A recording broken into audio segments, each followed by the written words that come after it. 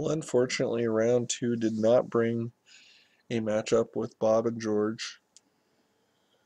So the only chance to play against them is to go to the finals, and we all know that's highly unlikely that the three of us would end up meeting up in the finals, or that any one of the three of us would ever get to the finals. But I have a pretty good start here. Um, Again, no forest, no green mana. Ooh, and he has something nasty. First strike, vigilance, protection. I do not like that. So, pretty much have to go with the Cloistered Youth. Flip him, make him a 3/3 so that I can start attacking in against his Inquisitor. Um, Also, if I can get one more land, I could put out the Voiceless Spirit, and then first strike versus first strike. Try to work it that way.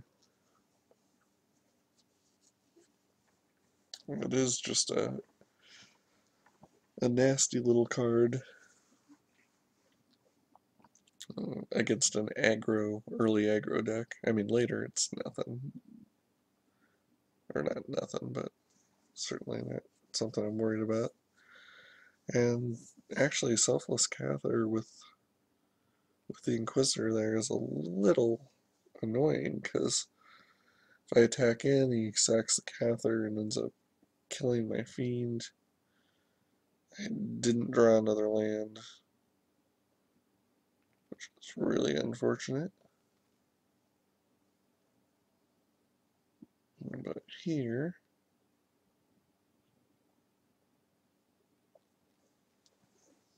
I guess I'll pass and just take my lumps.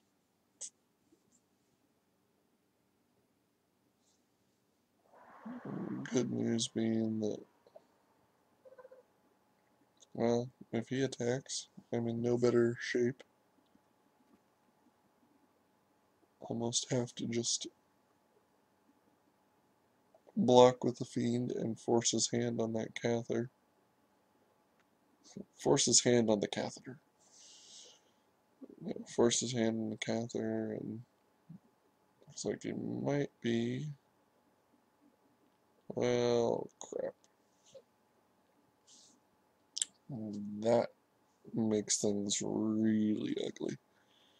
Fiend Hunter is just, I mean, it blows you up. Now it also potentially blows them up.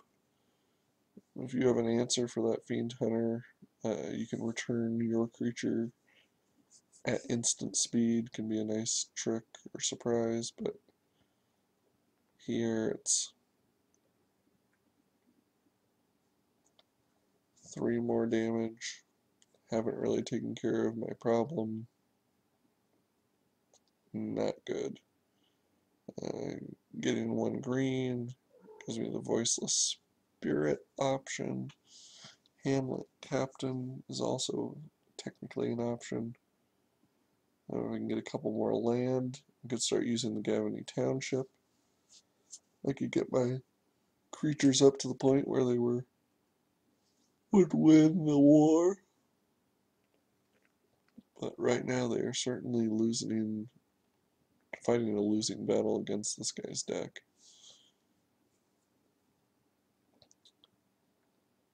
And he's going to be able to attack him again. I'll attack with both of them, yep. So getting me down to 11, not a whole lot I can do, really not anything I can do. And this was, or will be turn 5. So if I don't get another land, if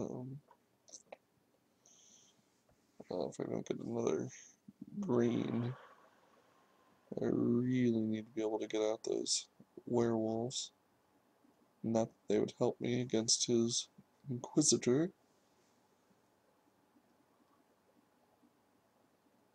Oh, and now that. So he could even sack his own Selfless Cathar Trigger that. Oh man. Yeah. And I have a Hamlet captain. Yeehaw. It's just basically over. Not a lot I can do. Play the card, play the game, live to die another day, or perhaps just die today a little bit later. And if I'm him, I'm attacking probably with the Throbbing Sentry also, yeah. So you know that you can flip it with the Cather.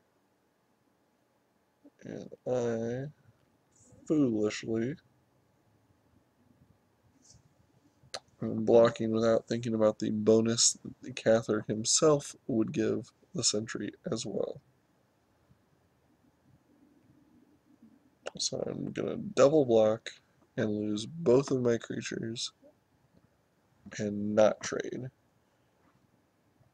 This is how we make it ugly. Ugly, ugly, ugly. Oh, and did I mention trample damage? I don't think I did. Trample damage. So, that pretty much sealed game one. And, I think I go through the motions. Oh, yay! The travel preparations. Well, that'll help me go straight to hell. Do not pass go. Um, yeah, just not happening right there. As far as things to bring in, can't really think of anything. Just gonna have to hope for a better start out of the blocks. This I like.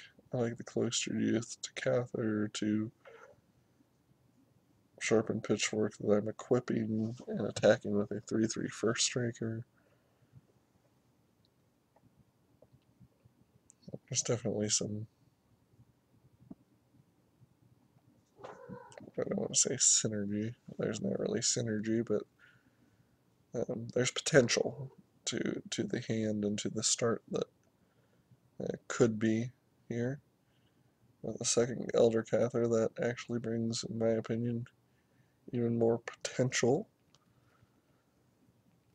I could start dumping off the +2/+2 tokens. Now, I never thought about this, but if you kept the Cloistered Youth as a youth until the Cather died, then I believe you'd have the +2/+2 tokens even when he flipped, because I don't think it's a state-based effect, if that's the right terminology. But I mean, it's based on what is happening at that moment, not what eventually happens.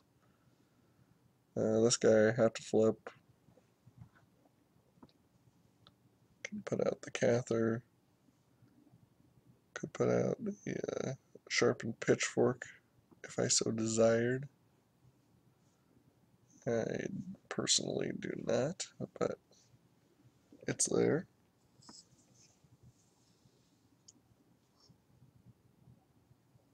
Putting out the Elder Cather just to draw. I'll see what happens. At worst, I make my Unholy Fiend into a 4/4, and that might be enough to hold off his Inquisitor for a while. Sadly, right now he's winning with 2 land and a couple of weenie creatures. But I'm beginning to make a run. A little bit of a push here on its way.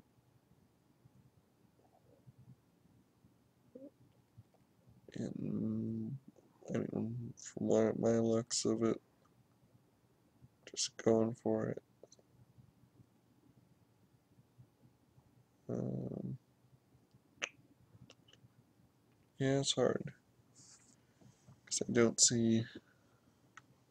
Looks like he's just gonna allow me to take it. Must have thought I had a trick, or he just knows the value of the cards he does have.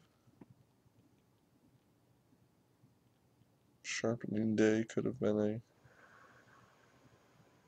pretty significant.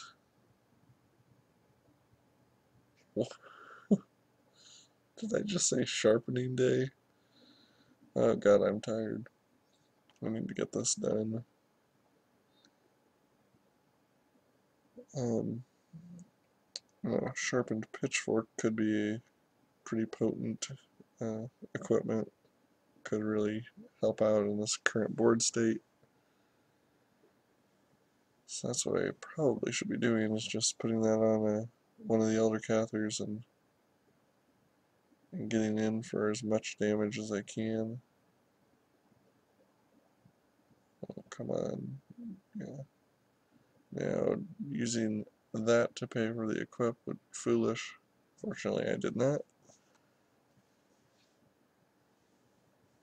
And really, I think attacking with those two makes the most sense. Because I would happily trade with the threats he's presenting.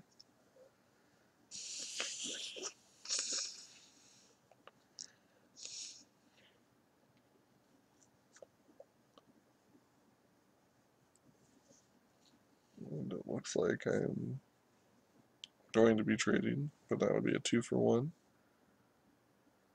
And I think he just kind of realized that. So he's taking the damage instead. Got him down to 6. And can make the other Cather a better wall, a better defender. And he can be the attacker next turn. Um, Third land. Potentially could cause problems. That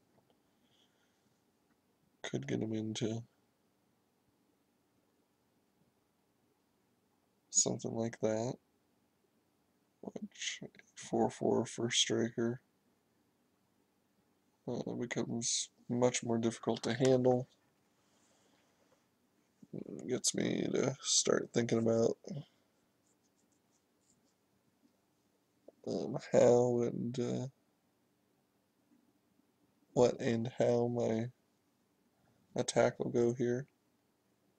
I don't know if I do attack, but I certainly think I should be attacking with the Fiend and the both of the Cathars. Looking at it right now, that's what I would do.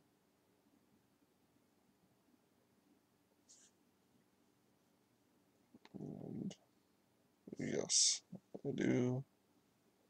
Force it in, gonna lose probably the Unholy Fiend, and maybe a trade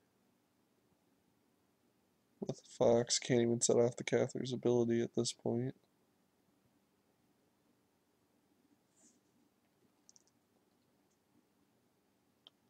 It looks like he's gonna Fox for the Cather. That works. Blocking everything. And we do get a couple of counters, which put on the Pilgrim makes him a more legitimate threat.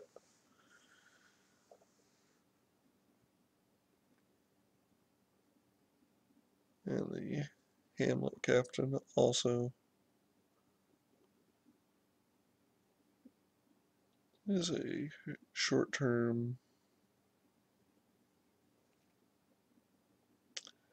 assist, but none of those guys are really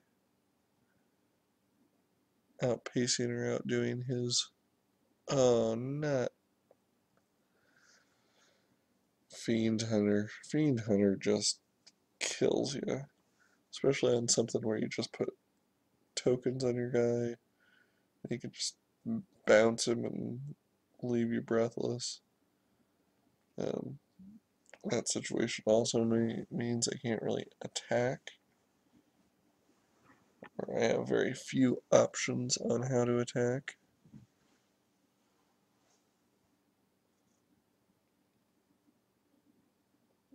I could attack with the Cather and the captains.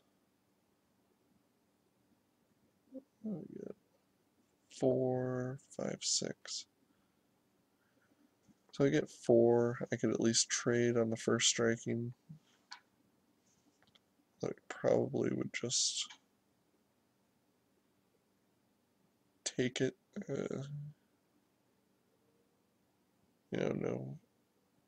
No risk, no reward, and letting your life total get down to some perilous situation like 2 life before you finish off your opponent.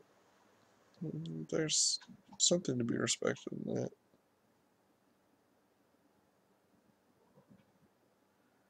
And the multiplier adds up. The Inquisitor, maybe. There we go. That's what I would have expected to happen. We end up getting back a kind of, not worthless, but certainly not relevant in our attack. And he has 4 power in the air if he has any sort of answer for the Voiceless Spirit. Like tapping him. And then there is the victory. So I am out in round 2, unfortunately. I was really hoping to play Bob and George in this tourney, but I will not be making the finals. And right now they have a lead, so they might. Let's hope that they do.